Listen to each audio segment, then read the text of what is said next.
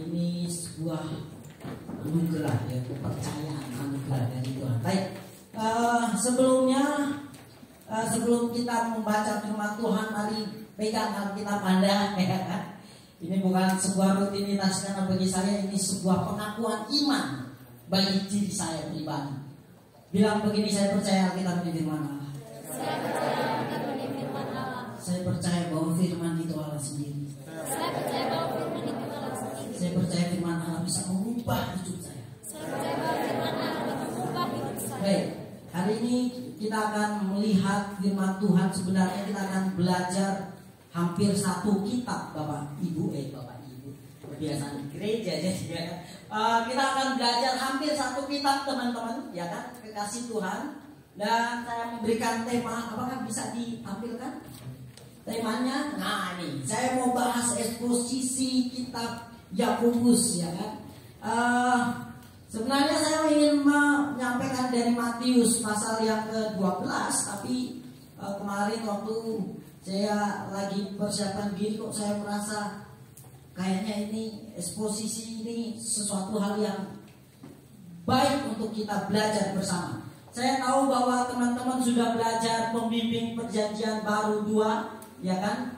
Jadi anggap aja kita lagi kuliah pembimbing perjanjian baru 2, ya kan? Untuk kitab Yakobus, kitab Yakobus. Nah, kita akan belajar tentang eksposisi kitab Yakobus, dan saya berikan tema iman yang sempurna. Baik, Bapak Ibu, Bapak Ibu lagi ya kan. Kekasih Tuhan, mari kita lihat latar belakang dari ini. Agak bermasalah, bisa. Oke. Latar belakang dari kitab Yakobus, kita semua tahu bahwa penulis ini, kenapa juga saya tulis latar belakang? Kan semuanya udah belajar pengantar perjanjian baru ya. Ini saya teringat ini gereja loh Ibu. Baiklah, Bapak Ibu lagi. Nah, baiklah, tidak apa-apa. Mari kita belajar bersama. Penulis, siapa penulisnya? Yakobus. Siapa dia? Adik Tuhan Yesus. Jadi yang menulis kitab Yakobus ini bukan Yakobus dari 12 murid, namun Yakobus adik Tuhan Yesus. Lalu pembacanya berdasarkan Yakobus 1 ayat 1 kepada 12 suku Israel di perantauan. Nah, 12 suku Israel di perantauan. Ada sebuah buku yang saya baca bahwa sebenarnya kitab Yakobus ini adalah kitab yang muncul sebelum Rasul Paulus giat memberitakan firman Tuhan. Kalau kita belajar, Rasul Paulus itu 17 tahun setelah pertobatan baru dia diterima oleh gereja di Yerusalem. Ya kan, itu berdasarkan kitab Galatia 1 dan Galatia 2. Itu adalah. Jadi pada waktu itu gereja masih didominasi oleh orang-orang Yahudi.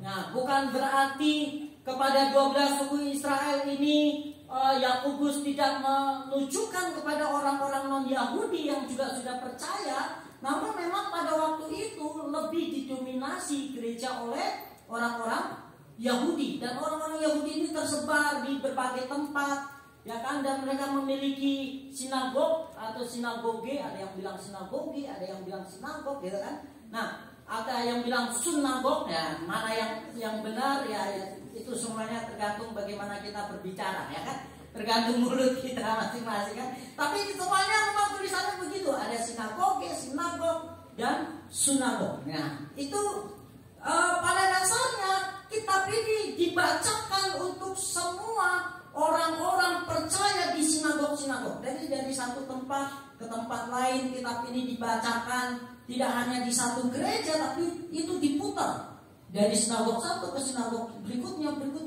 dan hampir semua orang yang percaya pernah membaca kitab ini.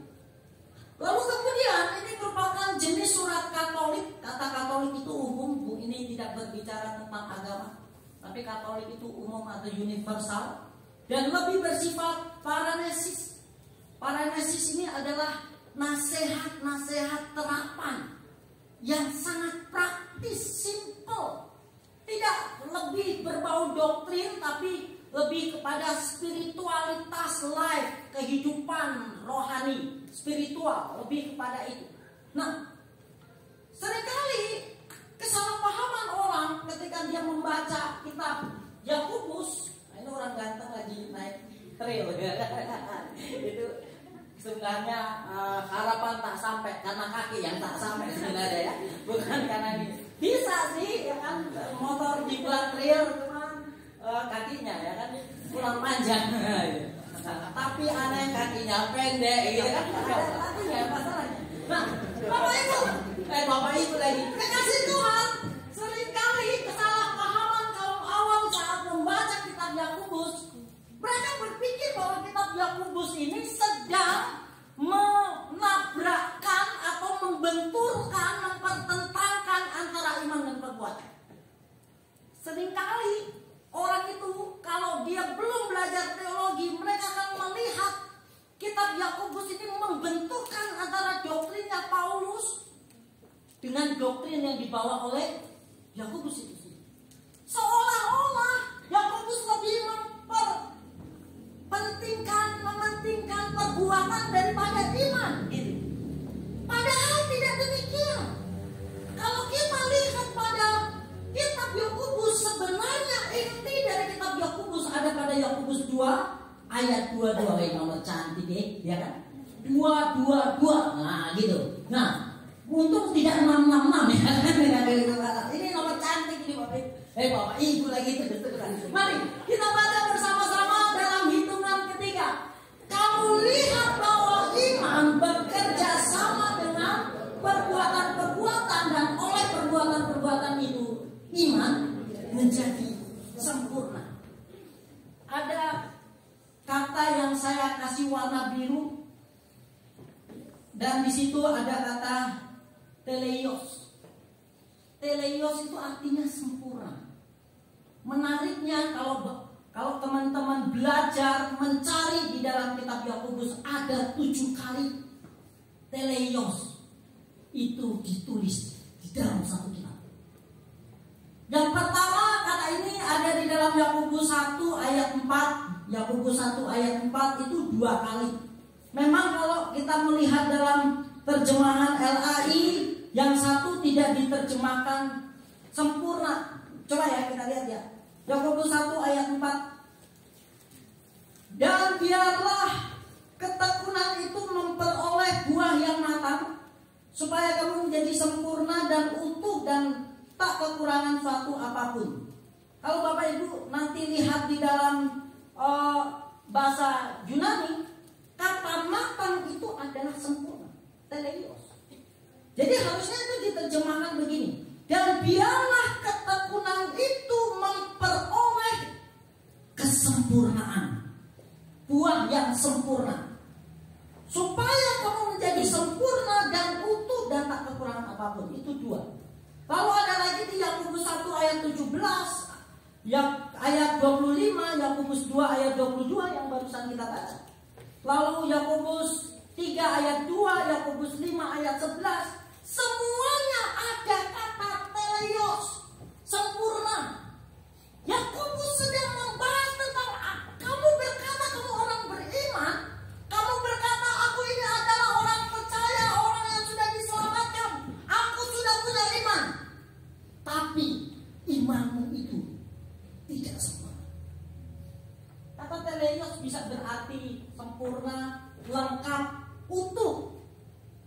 Ketika Yakobus melihat orang-orang yang begitu bangga dengan status sebagai orang Kristen, dengan status aku ini orang beriman, lalu Yakobus melihat cara hidup mereka yang sangat-sangat tidak baik. Yakobus bilang, perbuatanmu menunjukkan imanmu gak utuh, gak sempurna, cacat, rusak. Ada sesuatu hal yang Yakobus ingin tegur bagi umat Tuhan di seluruh perantauan, atau bisa dikatakan di seluruh dunia pada waktu itu. Mereka yang membanggakan aku punya iman, tapi tingkah lakunya menunjukkan bahwa mereka beriman. Memang ada banyak indikator-indikator bukti bahwa mereka ini tidak punya iman. Tapi pagi hari ini saya akan mengangkat 4 bukti bahwa apa yang mereka lakukan sangat bertentangan dengan yang dikatakan orang punya iman. Hal yang pertama, mereka adalah orang yang bimbang. Di dalam Yakobus 1 ayat 5 sampai 7, saya pakai terjemahan TSI. Waduh, ternyata kecil ya Bapak Ibu ya. Aduh, saya pikir ini besar. Baik, saya akan bacakan ya. Saya akan bacakan untuk kekasih Tuhan. Enggak Bapak, tapi lagi. Untuk kekasih Tuhan di sini.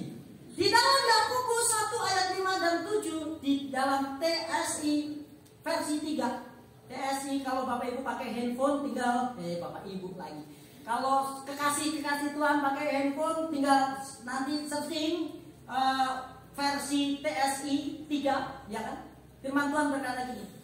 Namun kalau kamu merasa kekurangan hikmat saat mengalami ujian, mintalah kepada Allah.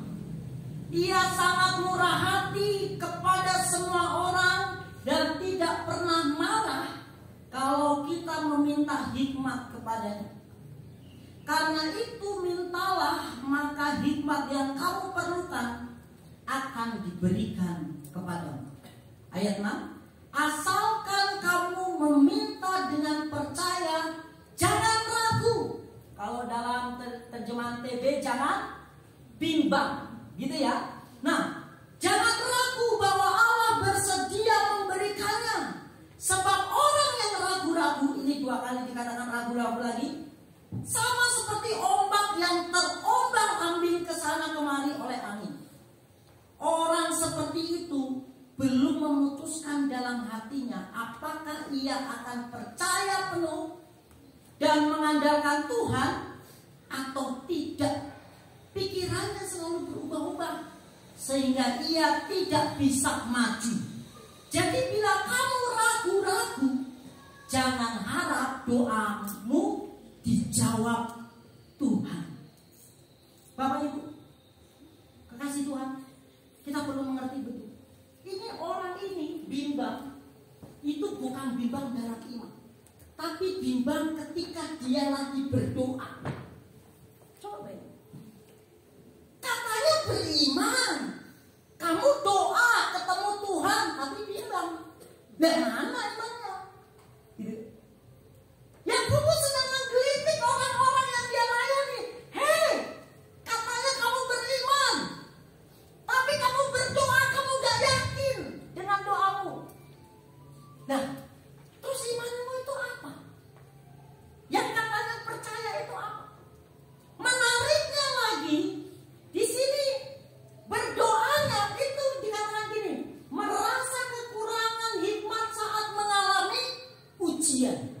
Kadang-kadang kita ketika mengalami persoalan, apa yang seringkali dilakukan pertama kali oleh orang percaya? Cari Tuhan, berdoa, bergumul. Tuhan, tolong, aku sedang bergumul, aku sedang punya masalah. Tolong Tuhan, selesaikan masalahku ini. Tolong berikan jalan keluar. Gitu kan?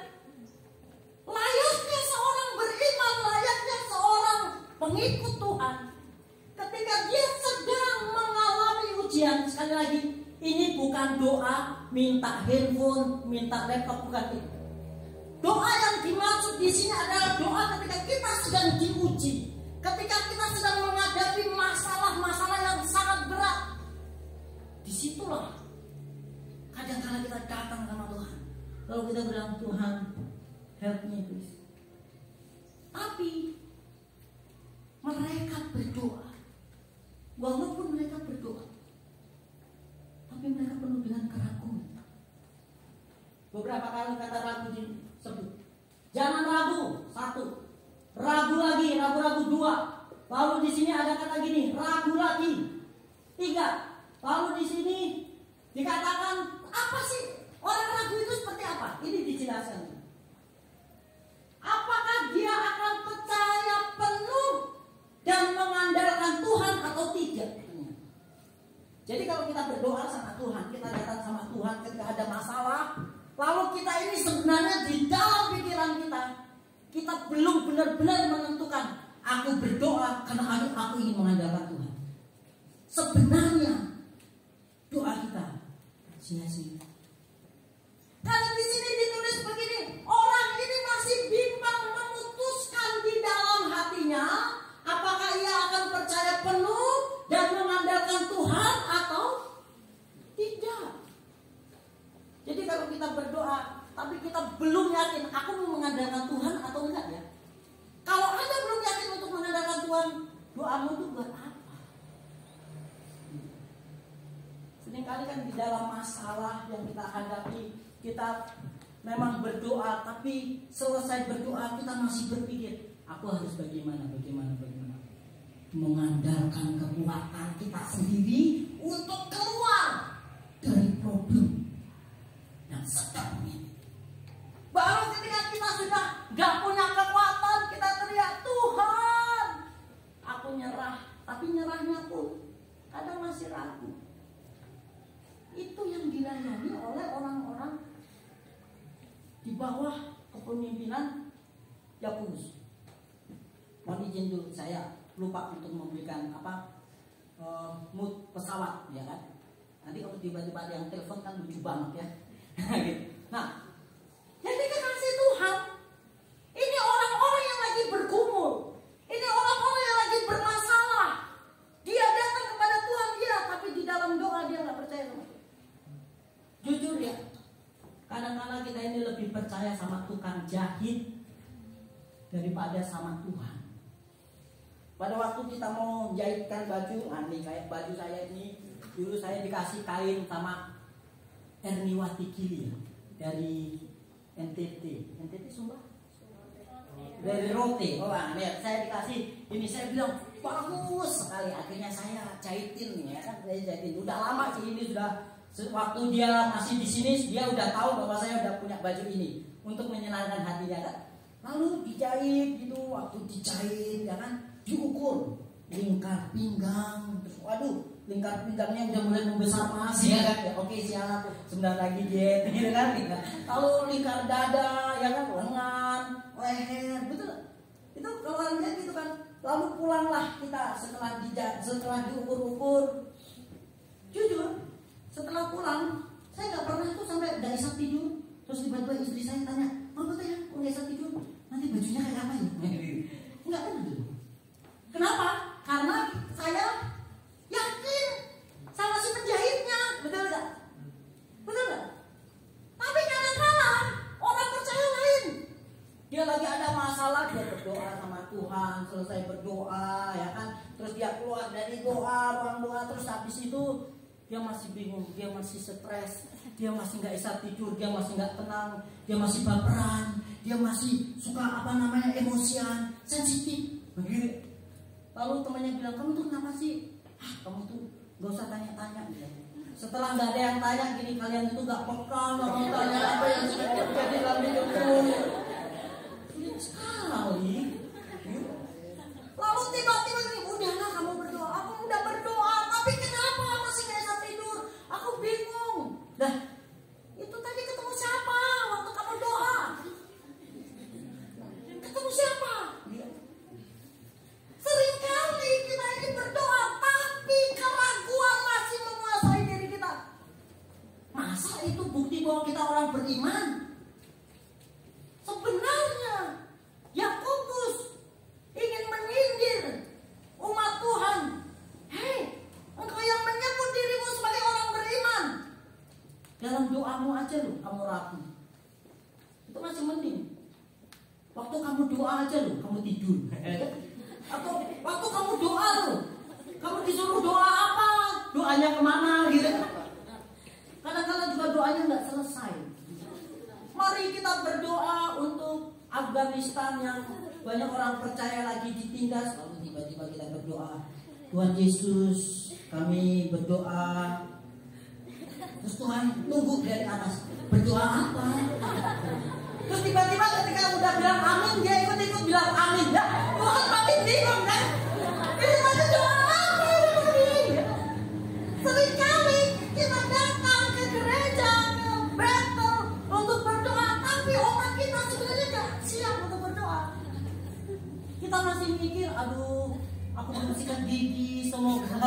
ya kan, tidak ada urapan yang mengalir. Karena khawatir ya, doa-doa kita ya serius. Benar kan? Ada yang doa tiba-tiba terjatuh, wih lawatan Tuhan terjadi di tempat ini. Gimana kamu lawat Tuhan? Ngantuk bro. Wih, gimana itu? Ini menjadi sebuah koreksi bagi kita yang menyebut saya orang beriman. Cek kehidupan doa kita. Hingga pada akhirnya nanti di dalam Yakobus pasal 5 Tuhan berkata begini, doa orang yang benar jika dengan yakin dan sungguh-sungguh besar kuasanya.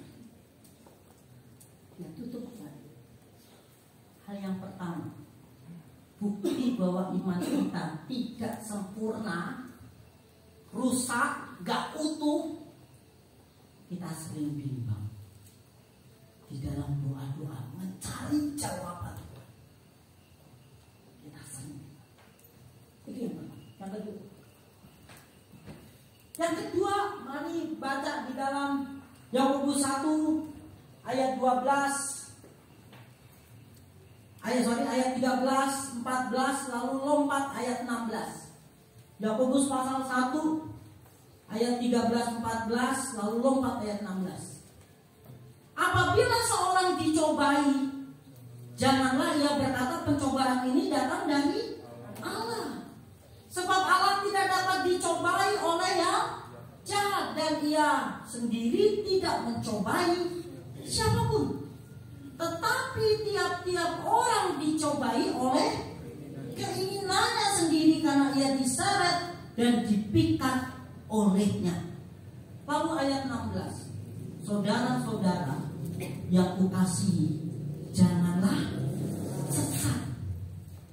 Bukti bahwa orang-orang yang dilayani Yakobus ini imannya enggak utuh. Mereka itu suka berpikir sesat.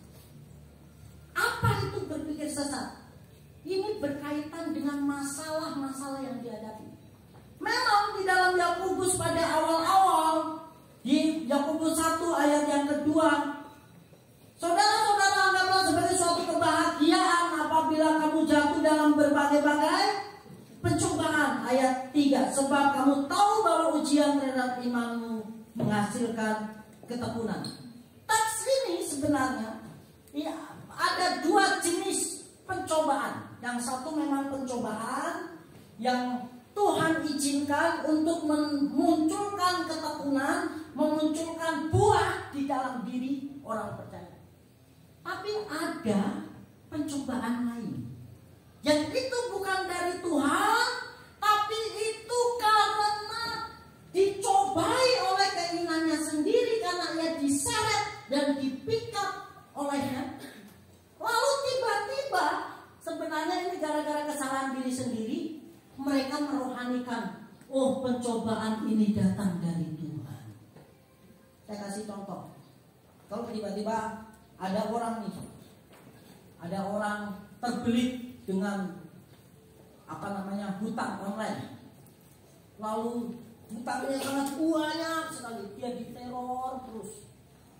Tiba-tiba dia bilang sama Tuhan, Tuhan, kenapa Tuhan izinkan masalah ini terjadi dalam hidupku? Itu salahnya sendiri. Kadang-kala mereka hutang online gara-gara apa? Tidak bisa mengendalikan keinginannya sendiri. Dia diseret, dia dipikat olehnya, lalu itu membawa kesusahan buat dirinya. Dia nggak sadar bahwa kesusahan itu karena dirinya. Tiba-tiba yang disalahkan Tuhan. Tuhan izinkan ini terjadi. Kenapa kok bercerai? Ya, ini sudah jalan Tuhan yang terbaik. Sejak kapan Tuhan mengajarkan untuk bercerai itu jalan terbaik? Gitu kan? Saya orang yang paling menolak perceraian.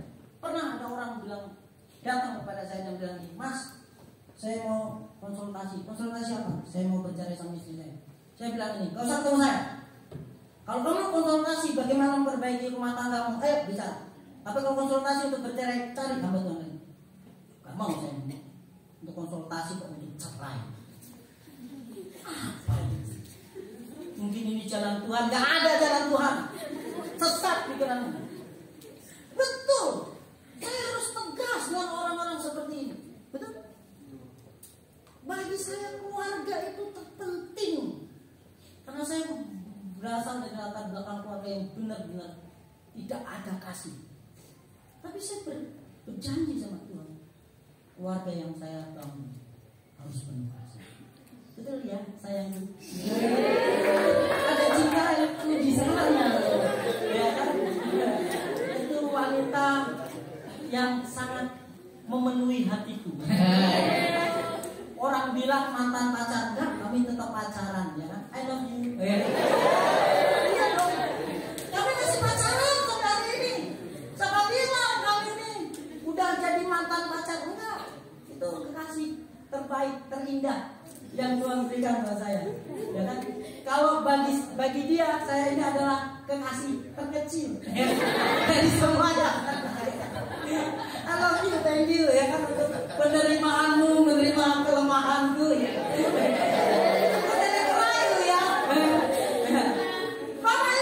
Bapak Ibu, kekasih Tuhan, mari kita sadar.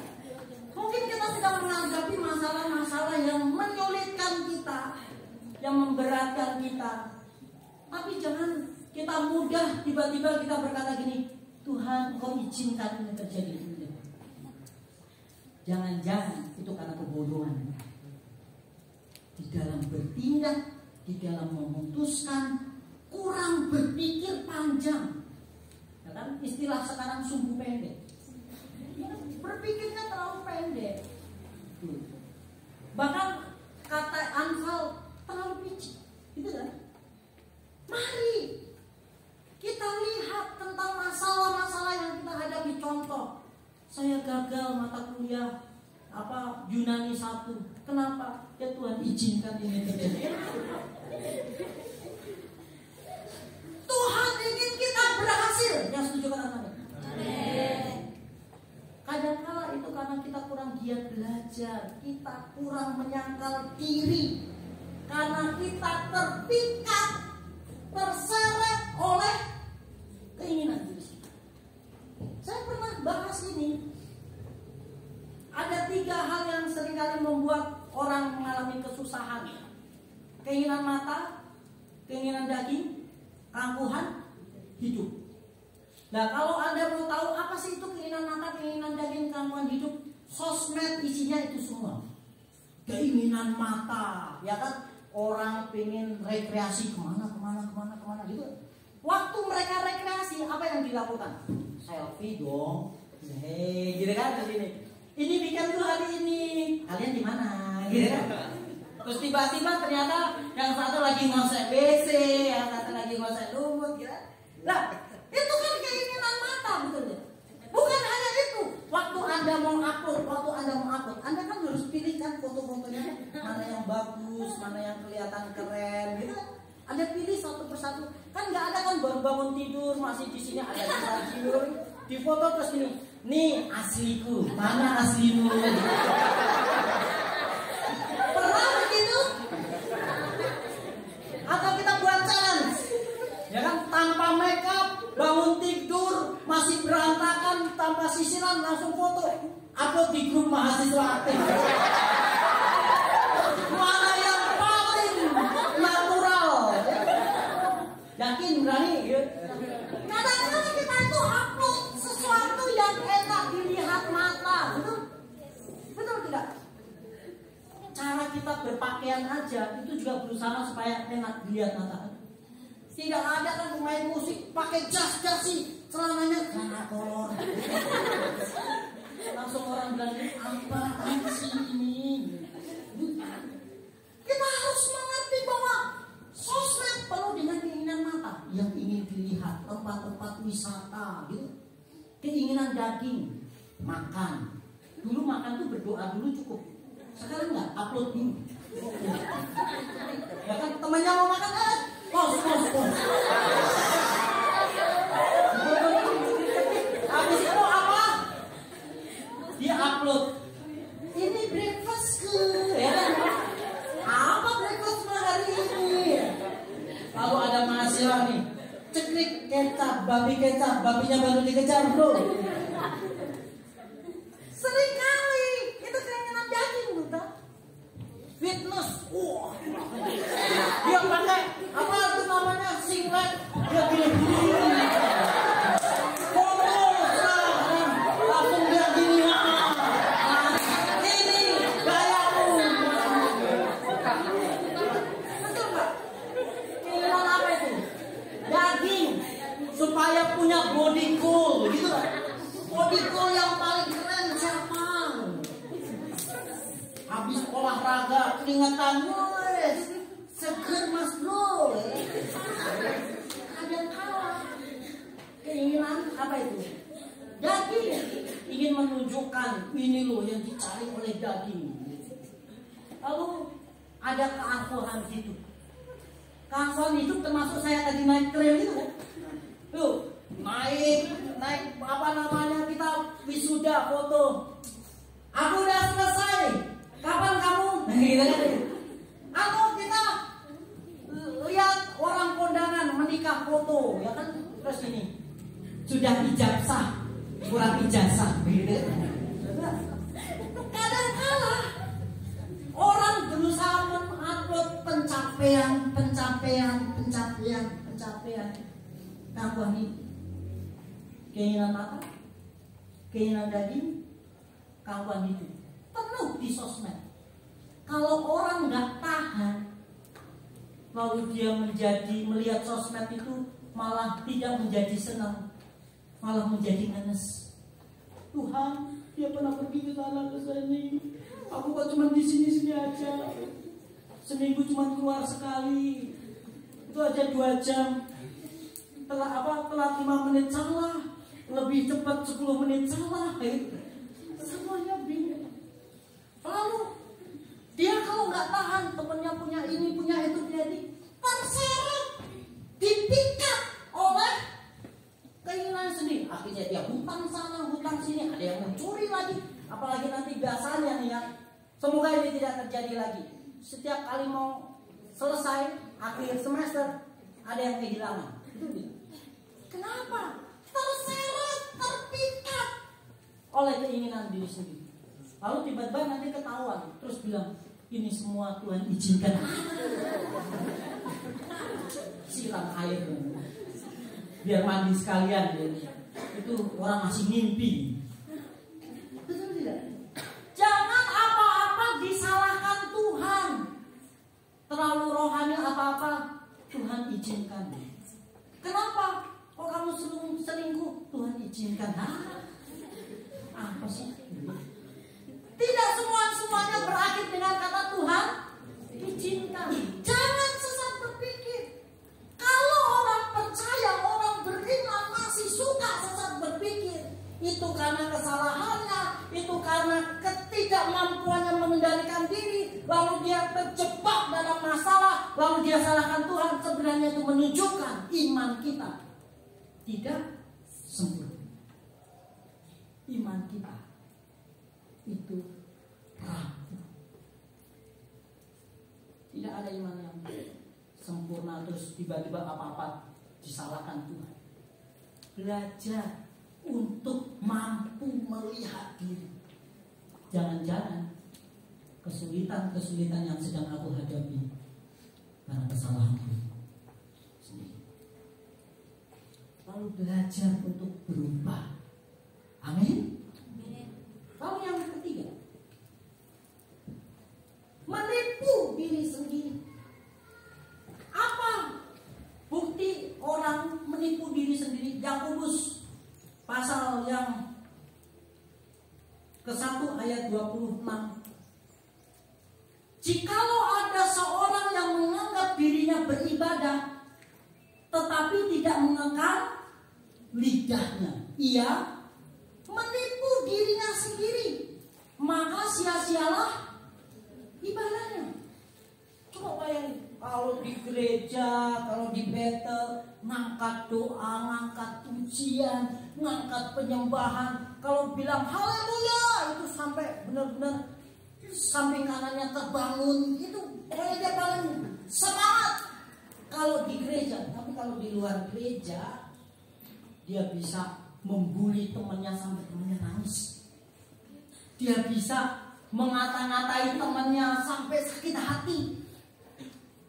Lalu dia berkata gini, ya kan, di ayat ini, di ayat 9 dan 10 dari Yakobus 3, dengan lidah kita memuji Tuhan Bapa kita, dan dengan lidah kita mengutuk manusia yang diciptakan menurut rupa Allah.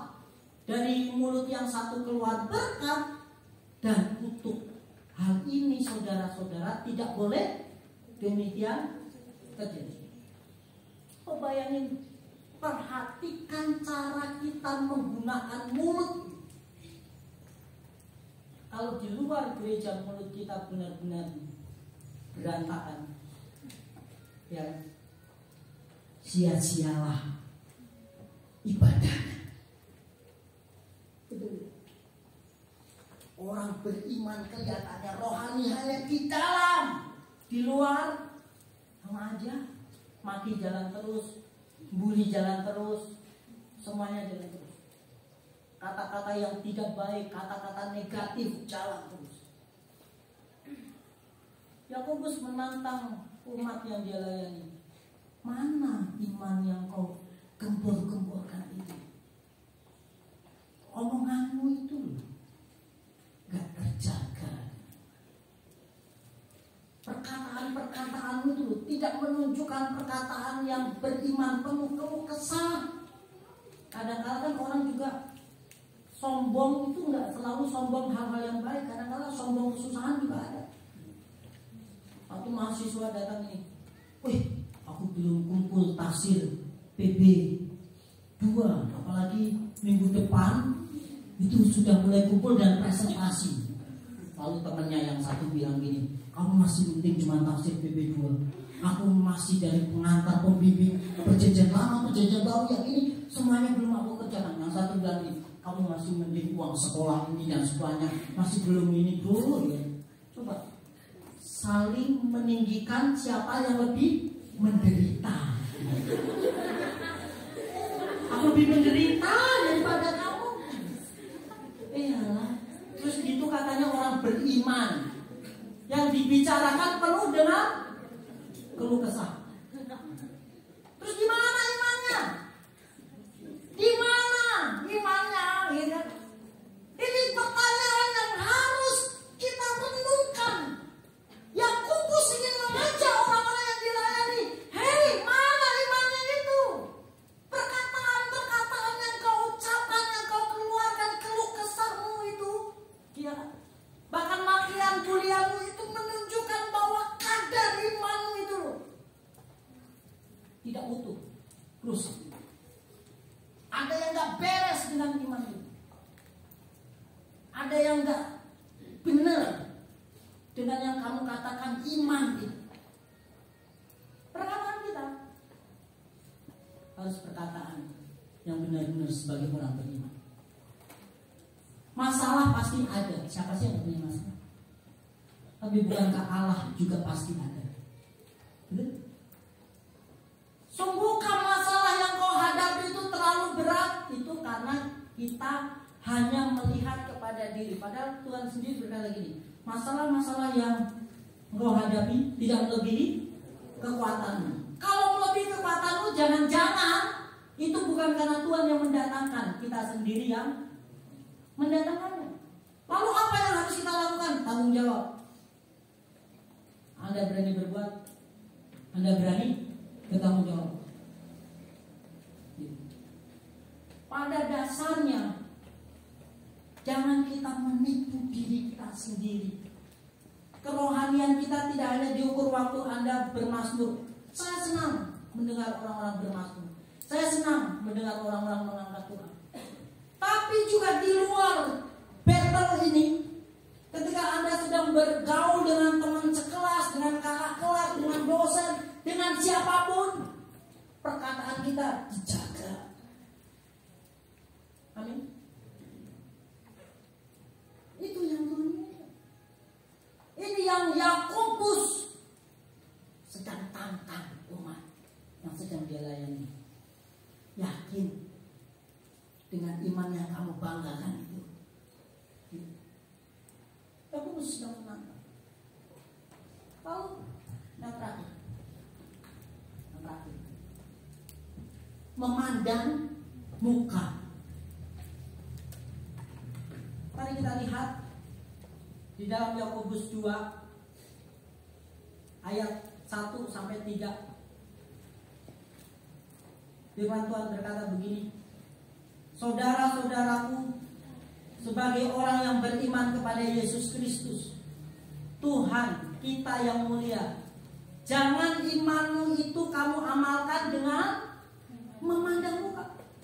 Sebab jika ada seorang masuk ke dalam kumpulanmu dengan memakai cincin emas dan pakaian indah, dan datang juga orang miskin ke situ dan memakai pakaian buruk, dan kamu menghormati orang yang berpakaian indah itu dan berkata kepadanya, silakan duduk, silakan Tuhan duduk di tempat yang baik ini. Sedangkan kepada orang yang miskin itu kamu berkata, berdirilah di sana atau duduklah di lantai dekat tumpuan kakiku. Ini orang yang sedang memandang muka. Sebenarnya apa arti kata lain dari memandang muka? Ini sebenarnya bicara tentang keramah tamahan. Saya lebih menyebut kepada keramah tamahan. Memandang muka itu salah satu ukurannya adalah keramah tamahan. Kalau kita ramah hanya dengan orang-orang tertentu, dengan orang-orang yang lain, kita cuek, ya kan? Kalau dengan orang yang kita senangi, orang yang masih jauh aja kita tegur, Mas Arif, ya kan? Tapi kalau ada Pak Kemis, ya biarin aja cuek, ngapain? Ya, bahaya. Begitu. Kalau kita bisa ramah dengan yang satu, maka kita juga harus ramah dengan yang lain. Gitu. Kasih senyum dong. Taruh gini. Aku udah kelihatan ramah belum? Gitu ya. Tanya sama temanmu. Udah kelihatan ramah? Kasih senyum. Kasih senyum sambil manggut-manggut. Nah itu. Nah itu. Itu baru. Jadi ini bukan seperti orang ODGJ ya Pak. Kasih muka. Ramah itu kepada siapapun, mau tukang kebun, mau tukang paket, mau dosen, mau adik tingkat, mau anak-anak staf, pemimpin, Anda harus hormat, Anda harus ramah. Amin. Gak bisa kita hanya ramah dengan satu teman saja. Apalagi anak muda zaman sekarang itu punya istilah satu circle, woi, gitu kan? Oh, kok kamu jalan sama dia? Oh, kami beda circle mas. Ada circle, ya kan? Istilah anak muda sekarang kan, itu circle saya. Makanya kemana-mana kami selalu bersama, ya kan? Kami seperti kepompong dan kupu-kupu, nah, atau ibaratnya seperti katak beradik, ya, gitu. Jadi semuanya akur, gitu.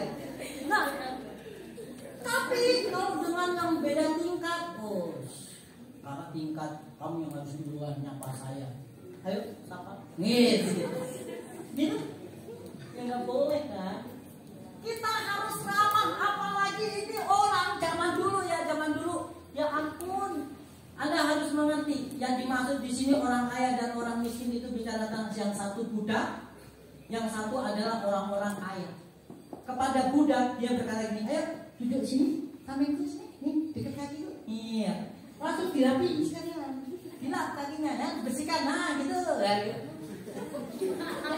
Karena ini adalah budak, Bapak Ibu ingat, zaman dulu itu kan ada orang yang suka membasuh kaki toh, betul kan? Nah, kepada orang yang miskin dia berkata gini, duduk di sini, di lantai, dekat tumpuan kakiku. Kepada budak itu. Tapi kepada orang-orang kaya bilang ini, oh silakan duduk yang paling depan, gitu kan? Di depan mana? Depan mobil. Jadi kalau ini duduk di paling depan, seringkali gitu. Nah, ketawanya terlambat. Tapi masih mending lah ketawa di sini daripada nanti sampai asrama tiba-tiba ketawa.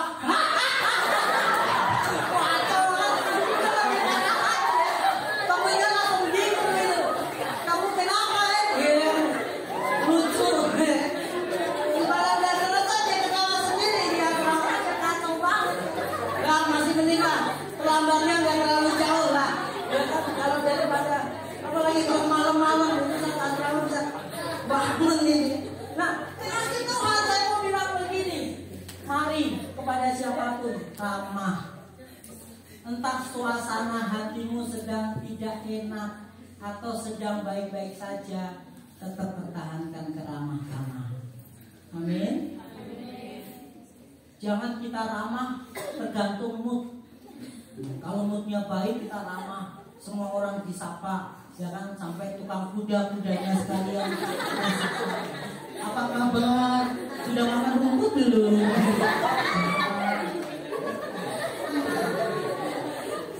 Kayak gitu. Kita harus ramah dengan tulus. Jangan sampai kita kalah dengan orang-orang di Indomaret. Selamat datang di Indomaret. Ketika pulang jangan lupa datang kembali. Selalu begitu kan? Pernah lihat orang-orang di Indomaret aja yang sekuler dia tahu artinya ramah. Suatu ketika saya diajak makan di Solo sama Mas Tony juga diajak makan di Mbah Mangun ya. Mbah Mangun. Mie godok Mbah Mangun. Setiap kali ada orang datang dia pukul lonceng, teng gitu saya kaget ya kan. Karena saya baru masuk tiba-tiba saya di samping lonceng itu dipukul teng, woi.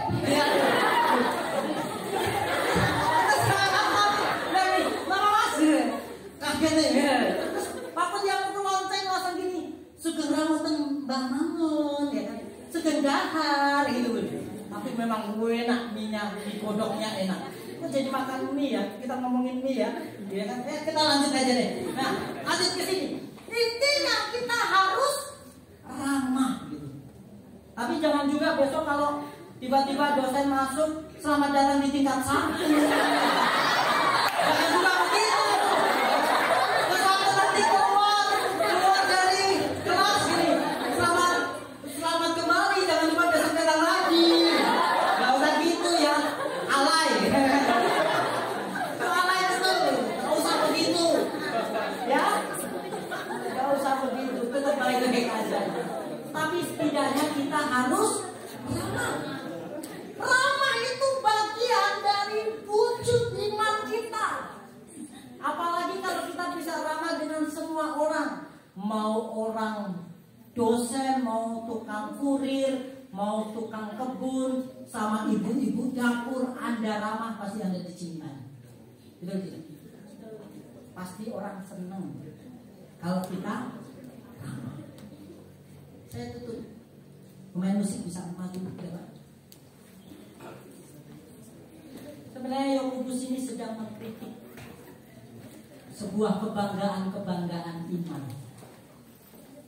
Mereka yang menyebut diri mereka beriman, tapi sebenarnya banyak hal yang menunjukkan sebenarnya iman mereka itu cacat. Mereka bimbang, mereka menipu diri sendiri.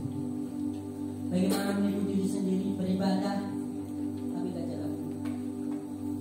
Mereka sesat berpikir setiap kali persoalan selalu ini karena Tuhan, ini kan. Lalu bukan hanya itu, mereka memandang muka, gak ramah. Masa iman, orang beriman gak ramah sih? Mukanya gak baik. Lalu Yakobus ingin mengajak mereka untuk paham. Ada yang salah dengan iman yang dimiliki oleh umat Tuhan.